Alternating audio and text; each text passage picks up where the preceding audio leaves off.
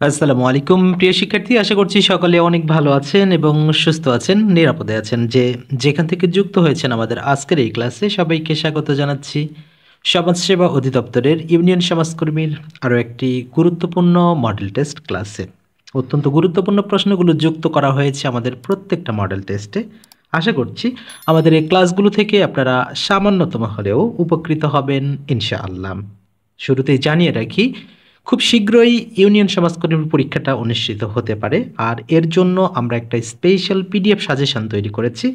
শুধু নামমাত্র মূল্যে আপনারা এই পিডিএফ সাজেশনটিকু সংগ্রহ করতে পারেন। 204 পেজের আমাদের এই সাজেশনটুকু পড়লে আশা করছি বেশ ভালো পরিমাণ একটা কমন পাবেন পরীক্ষায়।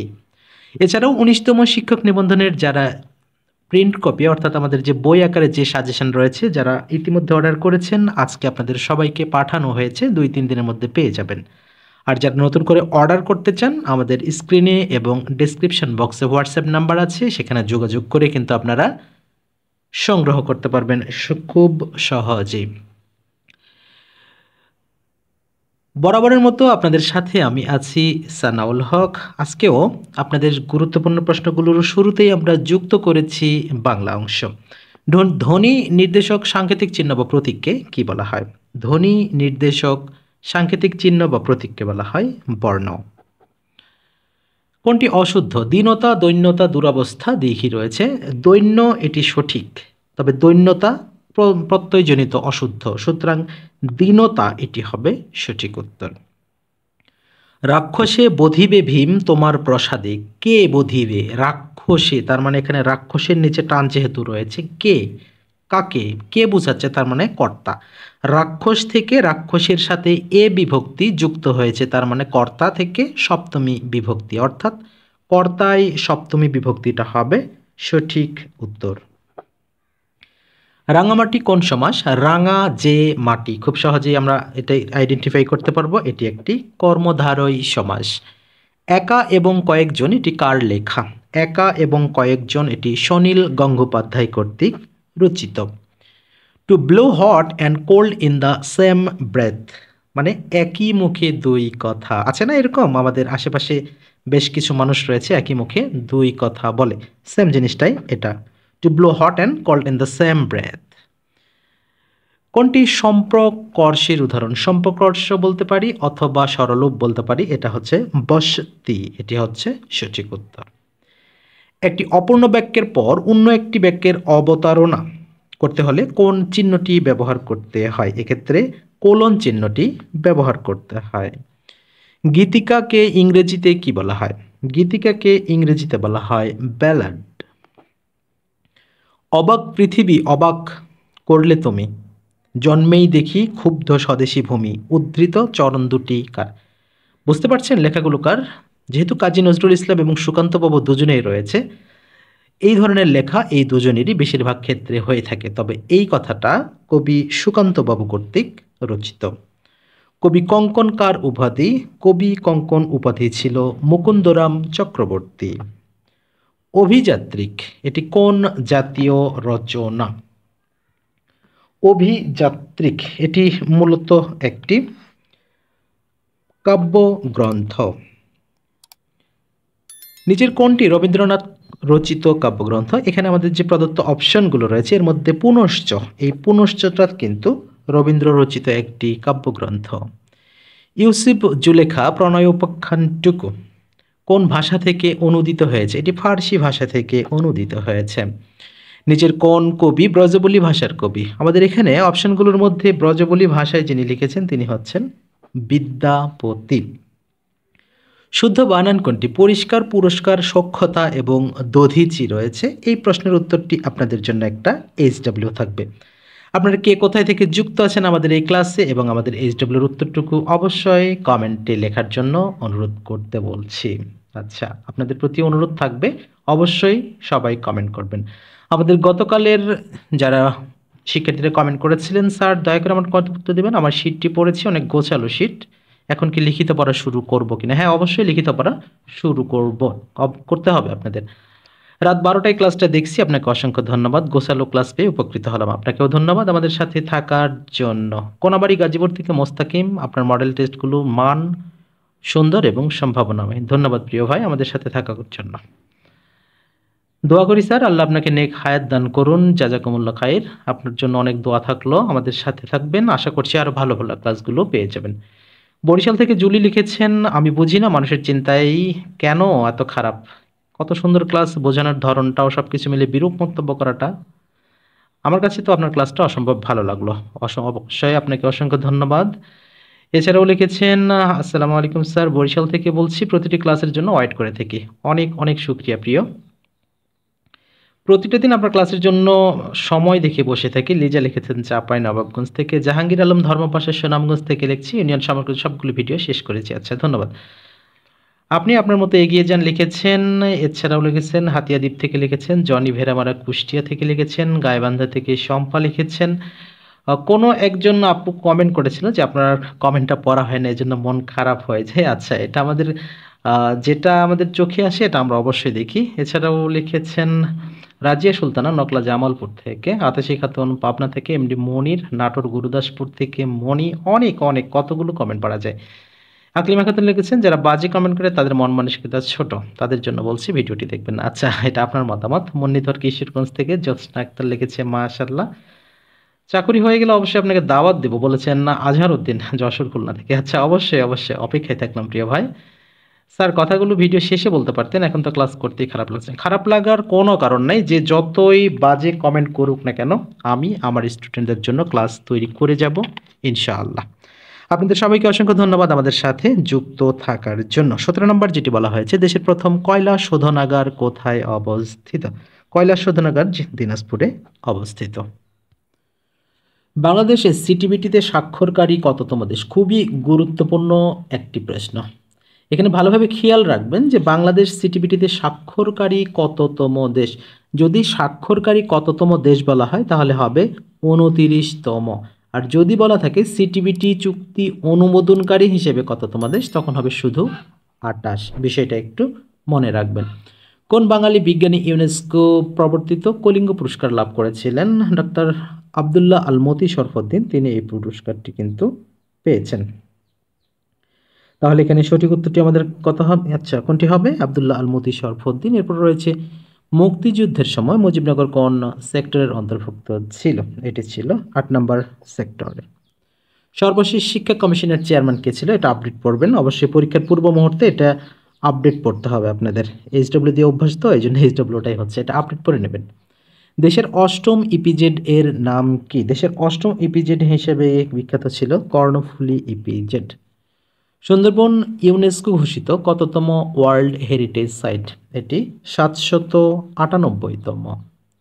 বাংলাদেশ জাতিসংঘের কততম সদস্য? বাংলাদেশ জাতিসংঘের 136তম সদস্য। বাংলাদেশে মোট কয়টি ভূ উপগ্রহ কেন্দ্র রয়েছে? মোট 4টি ভূ উপগ্রহ কেন্দ্র রয়েছে। জুডিশিয়াল সার্ভিস গঠিত হয় কবে? জুডিশিয়াল সার্ভিস গঠিত হয় কবে, এটা কিন্তু আমাদের এক্স্যাক্ট কোনো অপশন দেওয়া নাই। এটা গঠিত হয়েছিল 1/11/2007। সেক্ষেত্রে সেটি হবে সঠিক উত্তর। নিচের কোন বীরশ্রেষ্ঠ ইপিআর এর সদস্য? ইপিআর এর সদস্য ছিলেন মুন্সি আব্দুর রউফ। জিকে প্রকল্প কোন কোন জেলায় অবস্থিত? মূলত মাগুরা, ঝিনাইদহ এগুলোতেই ছিল জিকে প্রকল্প, অর্থাৎ গঙ্গা কপোতাক্ষ সেচ প্রকল্প। এখানে মাগুরা, ঝিনাইদহ মোট 4টি জেলা ছিল, তার মধ্যে মাগুরা, ঝিনাইদহ কিন্তু রয়েছে। ময়নামতীতে কোন সভ্যতার নিদর্শন পাওয়া যায়? ময়নামতি বা অন্যান্য যে সকল সভ্যতা রয়েছে বেশিরভাগগুলোই কিন্তু বৌদ্ধ সভ্যতার নিদর্শন। বাংলাদেশি উপজাতিদের মধ্যে কোন ধর্মাবলম্বী সবচেয়ে বেশি রয়েছে? বৌদ্ধ ধর্মাবলম্বী উপজাতি সবচেয়ে বেশি রয়েছে। বাংলাদেশ সংবিধান প্রণয়ন কমিটির সদস্য কে ছিলেন? এখান থেকে 2 ধরনের প্রশ্ন হয়, কতজন ছিলেন? 34 জন, একমাত্র মহিলা যেটা সেটা একটা হয়ে থাকে। নিচের কোন প্রণালী এশিয়া থেকে আফ্রিকাকে পৃথক করেছে? এশিয়া থেকে আফ্রিকা যখনই হবে তখন কিন্তু হয়ে যাবে বাবেল মানদেব। আর এখান থেকে বাবেল মানদেব দিয়ে যে প্রশ্নটা আসতে পারে যে বাবেল মানদেব আরবি শব্দ নাকি ফার্সি শব্দ, এটা ভালো করে ক্লিয়ার করে নেবেন। নিচের কোন দেশটি ওশেনিয়া অঞ্চলে অবস্থিত? ওশেনিয়া অঞ্চলে অবস্থিত টঙ্গা। কোনটি জাতিসংঘের সহযোগী সংস্থা নয়, আমাদের ILO, WHO, FAO সবগুলি কিন্তু ইউনাইটেড নেশনসের সহযোগী সংস্থা, কিন্তু ব্রিক্স এটি আঞ্চলিক সংস্থা, সুতরাং এটি জাতিসংঘের সাথে সম্পৃক্ত নয়। এক্স সংখ্যক আমের দাম ওয়াই টাকা হলে এক্স টাকায় কতটি আম পাওয়া যাবে? তাহলে আমরা কথাটা এইভাবে বলবো যে ওয়াই টাকায় পাওয়া যায় এক্সটি, অর্থাৎ এক্স টাকায় পাওয়া যাবে কতটি। তার মানে কি, আমরা এক্স স্কোয়ার ডিভাইডেড ওয়াই হচ্ছে কিনা, এটাই হবে রাইট অ্যান্সার। আমরা যদি একটু আপনাদের ক্যালকুলেশন করে দেখাই, যেমন ওয়াই টাকায় পাওয়া যাচ্ছে এক্সটি আম, তাহলে এক্স টাকায় কতটি পাওয়া যাবে? আচ্ছা, এক টাকায় কতটি পাওয়া যাবে? তাহলে এক্সের তাহলে এক্স টাকায় কতটি পাওয়া যাবে? তাহলে উপরে গুণ হয়ে যাবে কিনা, তাহলে এক্স গুণন এক্স ডিভাইডেড ওয়াই সমান কি হলো? X square divided y. তাহলে আমাদের কথা হলো এক্স টাকায় পাওয়া যাবে এক্স স্কোয়ার ডিভাইডেড ওয়াইটি আম। আশা করছি বিষয়টা বুঝতে পেরেছেন। 1 থেকে 49 পর্যন্ত সংখ্যাগুলোর গড় কত? এক্ষেত্রে আপনারা ব্যবহার করবেন n+1 ডিভাইডেড 2, অর্থাৎ এই সূত্রটা আমরা ব্যবহার করব n+1 ডিভাইডেড 2। তাহলে n+1 ডিভাইডেড 2 ব্যবহার করলে আমাদের n এর মান কত? 49, অর্থাৎ 49 যোগ 1 50 ভাগ 2 25, তাহলে 25 হচ্ছে সঠিক উত্তর। একটি মাছ 25% লাভে বিক্রয় করা হলে ওর ক্রয় মূল্য এবং বিক্রয় মূল্যের অনুপাত কত? তাহলে 25% লাভে যদি বিক্রয় করা হয় তাহলে কত হবে? 125। তাহলে ক্রয় মূল্য কত? 100। তাহলে এই যে 5:4, এই 5:4টাই হচ্ছে আমাদের সঠিক উত্তর। কিন্তু চেয়েছে কি আসলে সেটা জানতে হবে, ক্রয় মূল্য এবং বিক্রয় মূল্য। তাহলে ক্রয় মূল্য বিক্রয় মূল্য চাইলে 4:5 হবে সঠিক উত্তর। x minus 6 divided x equal to 1 হলে 6 divided x square minus x plus 1 এর মান কত? তাহলে প্রথমে আমাদের x স্কোয়ার প্লাস 1 এর মানটা বের করে নিতে হবে। যেমন এখানে আমাদের যেটা রয়েছে যে x minus 6 divided x equal to 1, তাহলে এখানে কি হবে? x square minus 6 equal to x। আবার যদি আমরা বলি x square minus x equal to 6, কিন্তু এখানে দেখেন x স্কোয়ার প্লাস 1 এর মান, এখানে আমাদের এক্স স্কোয়ার মাইনাস এক্স এর মানটা পেয়ে গেলাম কত? 6। তাহলে জাস্ট এখানে যদি এখন মানটা বসিয়ে দিই 6 ডিভাইডেড 6 মাইনাস 1, তাহলে কি হলো? 6 ডিভাইডেড 5, আর এই 6 ডিভাইডেড 5টাই হচ্ছে আমাদের সঠিক উত্তর। আশা করছি বিষয়টা বুঝতে পেরেছেন। ও আচ্ছা, এখানে তো প্লাস ছিল তাই না, এক্স স্কোয়ার মাইনাস, আচ্ছা তাহলে আমরা এখানে যদি প্লাস থাকে তাহলে 7 হবে, এই আর কি। এখানে 6 মাইনাস 1 এর বদলে প্লাস 1 যদি হয় তাহলে 7 হবে, 6 ডিভাইডেড 7। এবারে যেটি রয়েছে 39 নম্বরে যে √(x−1 প্লাস), আচ্ছা বিস্তারিত পড়লাম না, অঙ্কটা আছে, এটার মান হচ্ছে 5 হলে x এর মান কত? তাহলে এই ধরনের অঙ্ক সাধারণত অনেক বড় করতে হয়, যোজন বিয়োজন বিভিন্নটা করতে হয়, কিন্তু এমসিকিউ পরীক্ষায় তো এত আয়োজনের প্রয়োজন নাই, তাই না? এখানে আমাদের যত দ্রুত সম্ভব অঙ্কটা সমাধান করতে হবে। তাহলে এখানে একটা জিনিস চিন্তা করবেন, যেহেতু √ওভার রয়েছে x−1 এর উপরে এবং x−6 এর উপরে, উপরে নিচে দুই অবস্থায়, তাহলে তার মানে এখানে যোগ অথবা বিয়োগ যাই থাকুক না কেন, x এর এমন একটা মান এখানে নিতে হবে যাতে যোগ অথবা বিয়োগ করে এটা একটা পূর্ণ বর্গ সংখ্যা হয়। যেহেতু পূর্ণ বর্গ সংখ্যা হতেই হবে, না হলে তো √ওভার থাকতো না উপরে, রাইট? তার মানে এখানে x এর মান যদি আমরা 8 নেই, সাপোজ এটা আমরা অপশন হিসেবে ধরলাম, তাহলে 8 থেকে 1 মানে 8 - 1 7 হবে। 7 কিন্তু পূর্ণ বর্গ সংখ্যা নয়, তার মানে এই অপশনটা হবে না। 12 যদি নেই তাহলে এখানে 12 - 1 কত হবে? মানে 12 - 1 11 হবে, এটিও হবে না। 10 যদি বিয়োগ করি তাহলে কত হবে? 9 হবে। তার মানে 9 কিন্তু একটা পূর্ণ বর্গ সংখ্যা, রাইট? তাহলে এখন যদি এখানে 9 হয়, এখানে কত হবে? এখানেও তো মিলতে হবে। তাহলে এখানে 9 - 6 কত হলো? 9 - 6 3 হচ্ছে, 3 তো আর পূর্ণবর্গ সংখ্যা না, তাহলে এটাও তো হলো না। এখন যদি আমরা করি এখানে, আচ্ছা তাহলে এখানে 10 - 1 10 - 6, সরি 10 - 6 হলে 4 হচ্ছে, তার মানে 4 এখানে পূর্ণবর্গ সংখ্যা, এখানে 9ও পূর্ণবর্গ সংখ্যা। তার মানে আমরা যদি 10x এর মান হিসেবে নেই তাহলে এখানে কত হচ্ছে? 5 হচ্ছে। এটা হচ্ছে আমাদের টেকনিক। এখন আদৌ কি এটা রাইট কিনা সেটা তো আমাদের জানতে হবে। তাহলে এখন আমরা করব কি, x−1 প্লাস x−6, সেম একইভাবে √(x−1 - x−6), এটার মান কত? 5। তাহলে আমরা অপশন হিসেবে কত ধরলাম? এখানে 10 ধরলাম, তাহলে 10 - 1 √ওভার প্লাস 10 মাইনাস 6, একইভাবে 10 minus 1 minus 10 minus 6 equal to 5। তাহলে এবারে এখানে আমাদের 10 মাইনাস 1 করলে কত হবে? 9, মানে root over 9 plus root over 4। একইভাবে নিচেও হবে root over 9 minus root over 4 equal to 5। এবারে এখন 9 যদি আমরা বর্গমূল করি কত হবে? 3 প্লাস 2 কত হচ্ছে? 3 2 5, আর এখানে 3 মাইনাস 2 সমান 5। তাহলে 3 থেকে 2 বিয়োগ করলে কত হচ্ছে? 1 হচ্ছে, তার মানে শুধু 5-এর 1 5। তার মানে সেম, উভয় পক্ষে কি আমাদের সমান হলো কিনা? 5 সমান 5। তার মানে আমরা কত ধরছি? x এর মানটা 10 ধরাতে আমাদের সমান হয়েছে কিনা? উভয় পক্ষে হয়েছে। এইগুলোই হচ্ছে টেকনিক, আর এই টেকনিকগুলো যখনই আপনি চেষ্টা করবেন বাসায় বারবার প্র্যাকটিস করার জন্য, তখনই কিন্তু আপনি পারবেন। এরপরে যেটা রয়েছে x square plus x minus 2 greater than 0। আচ্ছা, এটা আগে আমরা অসমতা যেটি রয়েছে আগে আমরা এটি সমাধান করে নেব আসলে কি আসে। আগের সমাধান যদি আমরা করি x square plus x minus 2, তাহলে এখানে কি হবে? X square plus 2x minus x minus 2, এই তো। তাহলে এখানে এক্স কমন নিলে এক্স প্লাস 2 মাইনাস 1 কমন নিলে এক্স প্লাস 2, তাহলে বিষয়টি কি হলো? এক্স প্লাস 2 আর এক্স মাইনাস 1। তাহলে এখানে আমরা যদি এক্স এর মানটা বের করি তাহলে কি হবে? এখানে মাইনাস 2 আর একটা হবে প্লাস 1। তাহলে মাইনাস 2 এবং প্লাস 1 এর সাথে আমাদের অসমতাটা যুক্ত হবে। তার মানে মাইনাস 2 কোথায় রয়েছে আবার দেখতে হবে, তার সাথে অসমতা থাকবে অর্থাৎ ইনফিনিটি যেটা আমরা বলি, এবং 1 এর সাথে থাকবে। তাহলে এটা আমাদের অপশন কিন্তু গ নাম্বারে রয়েছে, অর্থাৎ মাইনাস ইনফিনিটি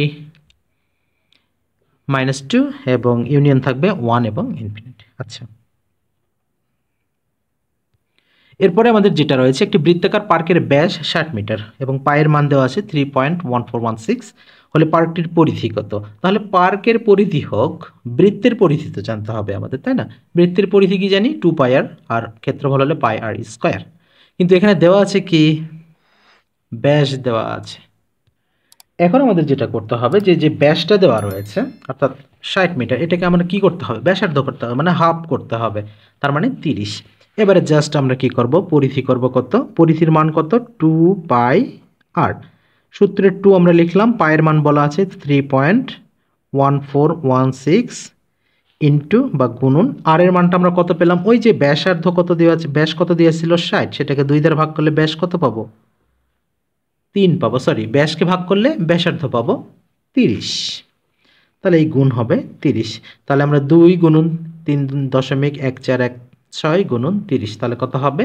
1 দশমিক অর্থাৎ 188 ইন্টু 49, তারপরে সামথিং হবে আর কি। আমরা 188 পয়েন্ট সামথিং নেব, সেটা আমাদের রয়েছে কিনা? হ্যাঁ, 188,496 নিয়েছে তারা, তার মানে এটাই হচ্ছে সঠিক উত্তর।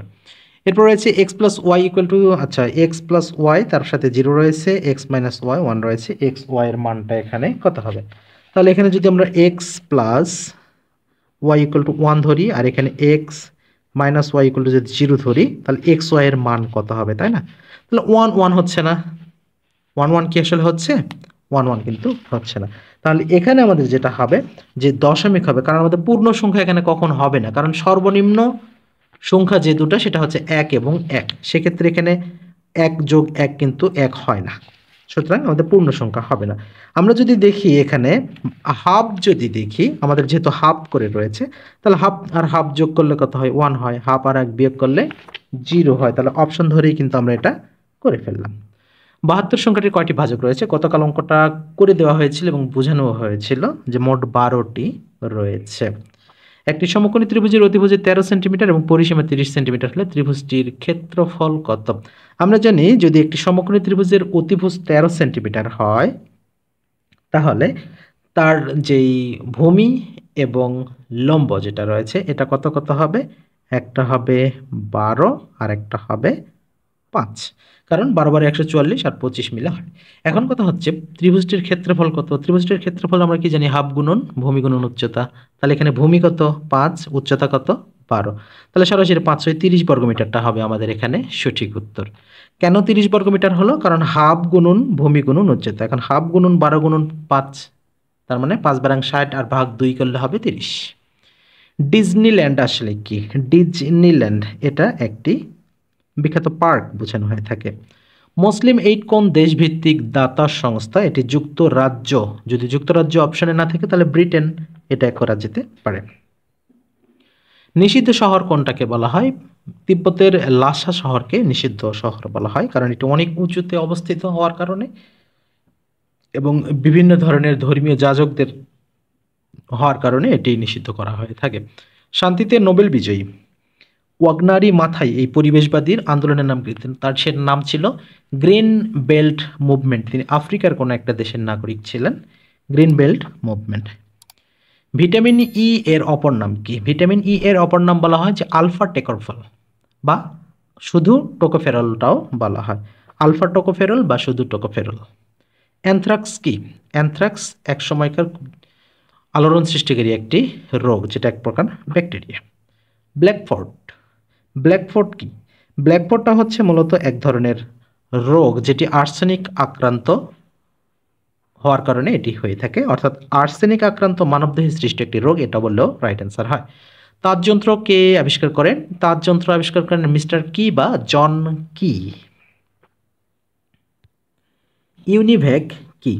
ইউনিভ্যাক মূলত বাণিজ্যিক ভিত্তিতে তৈরি একটি প্রথম ইলেকট্রনিক কম্পিউটার। প্রিয় শিক্ষার্থী, ভিডিওর এই পর্যায়ে আরও একবার জানিয়ে দিচ্ছি যে আপনারা যারা ইউনিয়ন সমাজকর্মীর একটি স্পেশাল সুপার সাজেশন নিতে চাচ্ছেন, অবশ্যই আমাদের ডেসক্রিপশন এবং স্লাইডে দেওয়া নাম্বারে যোগাযোগ করে খুব সুন্দর এই পিডিএফ সাজেশনটি সংগ্রহ করে নেবেন নামমাত্র মূল্যে। আর 19তম শিক্ষক নিবন্ধনের যে শর্ট সাজেশনটি আমাদের রয়েছে বই আকারে, সেটি নিতেও কিন্তু ভুলবেন না।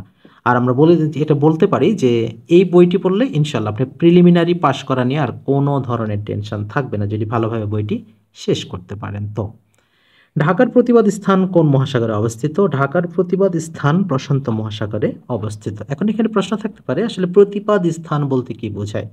মূলত আমরা জানি যে আমাদের পৃথিবী একটি গোল বস্তু। ঢাকার আমরা যদি গোল একটা গ্লোব নিশ্চয়ই আমরা দেখেছি, সেই গ্লোবের যদি ঢাকার অংশে আমরা যদি ছিদ্র করি, সেটা অপর প্রান্তে কোথায় গিয়ে উঠবে, অর্থাৎ সেটা অপর পৃষ্ঠে প্রশান্ত মহাসাগরে গিয়ে উঠবে। এটাই হচ্ছে প্রতিবাদ স্থান। পিসিকালচার বিজ্ঞানের কোন শাখার অন্তর্ভুক্ত? এটি মূলত বিভিন্ন প্রজাতি পালনবিদ্যা সম্পর্ক, যেখানে মৎস্য পালনবিদ্যা সংক্রান্ত একটি। কোন প্রাণী দেহের রং পরিবর্তন করে আত্মরক্ষা করতে পারে? আমাদের অপশনগুলোর মধ্যে গিরগিটিটা হচ্ছে সঠিক উত্তর। John Keats was a dash poet. John Keats তিনি কিন্তু একজন romantic poet. The word plurality means, plurality বলতে বোঝানো হয় যে একসাথে অনেক কিছু করা। এটা নর্মালি এই টার্মসটা বোঝানো হয় থাকে, the holding of more than one post at a time. আচ্ছা, Shipra said thanks my friend, তার মানে শিপ্রা তার বন্ধুদের কি ধন্যবাদ জানালো, তার মানে শিপ্রা থ্যাঙ্কড হার ফ্রেন্ডস, এটা কিন্তু রাইট অ্যান্সার করাই যায়। রিডিং এ হর্স, এই যে ঝামেলাযুক্ত প্রশ্ন আপনারা তো মাথা পাগল হয়ে যায় আপনার এই ধরনের প্রশ্ন আসলে, যে riding A horse he went to distant place, এর রাইডিংটা কি? এখানে রাইডিংটা কি জিরান্ড নাকি প্রেজেন্ট পার্টিসিপল নাকি অন্য কিছু ভার্বাল নাউন? তাহলে এখানে riding A horse we went, এটা অবশ্যই প্রেজেন্ট পার্টিসিপল হবে সঠিক উত্তর। I saw a bad dream last night, which one correct? মানে আমি গত রাতে একটা খারাপ স্বপ্ন দেখছি, এখানে ব্যাড ড্রিম না বলে আমরা যদি এই কথাটা বলি I dreamed a bad dream, স্বপ্ন দেখেছি, I dreamed a bad dream last night, এটা হবে রাইট আনসার। শুদ্ধ বানান কোনটি? লেফটেন্যান্ট। লেফটেন্যান্ট আমরা অনেক ছোট থেকেই শুনে এসেছি এবং অনেকবার পড়ানো হয়েছে আমাদের ক্লাসেও, যে মিথ্যা তুমি 10 পিঁপড়া। সেক্ষেত্রে এখানে LIE U10 অ্যান্ড অর্থাৎ গ নাম্বারটাই সঠিক উত্তর। তবে এ পর্যন্ত যতগুলো পরীক্ষার প্রশ্ন আমরা অ্যানালাইসিস করার সময় দেখেছি, এটা সর্বদাই গ নাম্বারেই থাকে। নিচের কোনটি নাউন? সিং, সং, ফিড এবং টেল। এখানে সংটা হচ্ছে নাউন। আমাদের 64 এবং 65 নাম্বার উত্তরটা আপনাদের না করলেও চলবে। 67 নম্বরে আমাদের যেটা রয়েছে, choose the proper preposition. His sympathy dash the poor is praise. তাহলে এখানে হবে for the poor. Which of the following is correct sentence? তাহলে এখানে he was so clever to miss, এখানে সো না, এখানে টু এবং টু এর ব্যবহার করতে হবে, যে he was too clever to miss the point. Which spelling is correct, এখানে সেক্রেটারিয়েট রয়েছে, আমরা সেক্রেটারিয়েটের কারেক্ট স্পেলিংটা এভাবে বলবো SECRETARIAT, এইভাবে কিন্তু আমরা বলবো, অর্থাৎ সেক্রেটারিয়েট গ নাম্বারটাই সঠিক উত্তর। I have finished to read the book, I have finished এর পরে ING যুক্ত ভার্ব যুক্ত করতে হয়, তার মানে গ নাম্বারটা এই ক্ষেত্রে সঠিক উত্তর। I have finished reading the book. The noun of able, সঠিক উত্তর কি? এই প্রশ্নের উত্তরকে আমরা কিন্তু প্রশ্ন না বুঝেই ইনেবল দিয়ে ফেলি, আসলে ইনেবলটা ভার্বের ক্ষেত্রে হয়, আর এখানে যখন বলবে নাউন তখন হবে ability. Something that fresh is something, মানে ফ্রেশ বলতে আসলে কি বোঝানো হয়ে থাকে? সামথিং দিস ফ্রেশ, এটা খুব সম্ভবত কোনো একটা BCS এর প্রশ্ন, মেবি আমার ঠিক মনে পড়ছে না, এখানে কোনো একটা BCS এই প্রশ্নটা যে কোনো কিছু ফ্রেশ মানে কি ভালো কন্ডিশনে আছে, তার মানে ইন ফেয়ারলি গুড কন্ডিশন। দুটি সংখ্যার লসাগু এবং গসাগু যথাক্রমে 12 এবং 240 হলে একটি সংখ্যা 48, অপর সংখ্যাটি কত? আমার ক্লাসের লসাগু গসাগুর ক্লাসগুলো আপনারা চাইলে দেখে আসতে পারবেন। যখন এরকম থাকবে লসাগু কত? 12 এবং 248, তাই কি 48 বা 240? আচ্ছা 240, আর একটি সংখ্যা দেওয়া আছে কত? 40, এই একটি সংখ্যা দ্বারা ভাগ দেবেন। এখন এই যে 0 0 কেটে দেবেন, 4 6 24, 6 12 72, অ্যান্সার শেষ। এর চেয়ে সহজ পদ্ধতি অন্তত আমার জানা নেই। এখন কথা হচ্ছে অঙ্কে তো 72 নাই, তাহলে অ্যান্সারটা কি হবে, রাইট? তাহলে অঙ্কনে নিশ্চয়ই আমাদের এখানে ভুল হয়েছে কোনো কিছু। আমাদের লসাগু গসাগু কত ছিল? 12 এবং 240। ও আচ্ছা, আমরা এখানে 48-এর পরিবর্তে কত নিয়েছি? 40 নিয়েছি। তাহলে আমরা এটা করব 12 গুণন 240 নিচে 48। তাহলে সেম একই কথা, 12 দিয়ে আমরা 48কে কাটলে কত হবে? 4 12 48, 4 দিয়ে 240কে কাটলে কত হবে? 60, আর এই 60টাই হচ্ছে আমাদের রাইট অ্যান্সার। আশা করছি বিষয়টা বোঝাতে পেরেছি। প্রিয় শিক্ষার্থী, আমাদের যে গণিত শিটগুলো রয়েছে বা আমাদের যে শিটগুলো রয়েছে, এই শিটে কিন্তু এভাবেই সুন্দরভাবে টেকনিক আকারে বিস্তারিত গণিতগুলো সমাধান করে দেওয়া রয়েছে। প্রিয় শিক্ষার্থী, আপনারা যেখান থেকে এতক্ষণ আমাদের এই গুরুত্বপূর্ণ ক্লাসে যুক্ত ছিলেন, সবাইকে অসংখ্য ধন্যবাদ জানিয়ে আজকের মতো ভিডিওটি এখানে শেষ করছি। দেখা হচ্ছে আগামীকাল আরও একটি গুরুত্বপূর্ণ ভিডিওতে। সে পর্যন্ত আল্লাহ পাক আপনাদের সবাইকে অনেক ভালো রাখুন, সুস্থ রাখুন এবং নিরাপদে রাখুন, এই প্রত্যাশা জানিয়ে শেষ করছি আমাদের আজকের ক্লাসটি। আল্লাহ হাফেজ।